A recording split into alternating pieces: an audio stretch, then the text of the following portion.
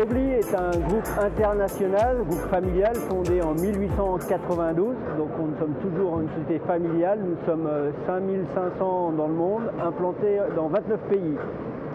Une de nos divisions, donc la division concernée aujourd'hui, fabrique des robots. Nous sommes le seul fabricant de robots industriels français.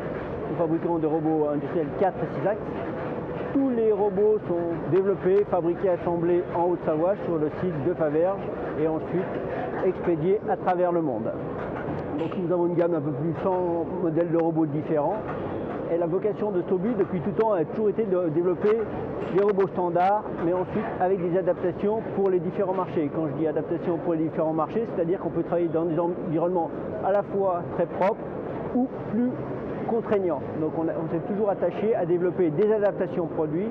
Et dans le cas présent, le cas qui nous intéresse aujourd'hui, c'est la gamme HE pour Humid Environnement. Ce sont des robots qu'on met dans l'industrie agroalimentaire, mais également dans toutes les applications où on a besoin de lavage, de nettoyage.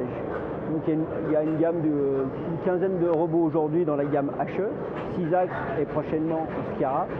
Et donc on a ces modèles-là développés depuis 2006 environ. Et ces versions ont toujours évolué en fonction du temps, en fonction des impératifs clients, des demandes clients. Donc pour des contraintes de nettoyabilité. Et pour ce faire, on s'est rapproché de l'EHEDG pour suivre toutes les préconisations et avoir un produit qui correspond parfaitement aux besoins du marché et bien sûr de nos clients. Donc ici nous avons le robot CX200L HE. Cette version de 2,5 m de rayon d'action, 130 kg de charge.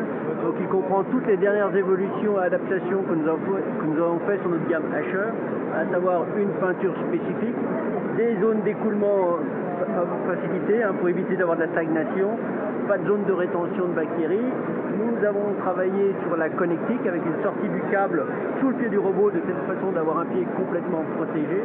Dans les réducteurs, à chaque axe, on peut mettre de l'huile agroalimentaire.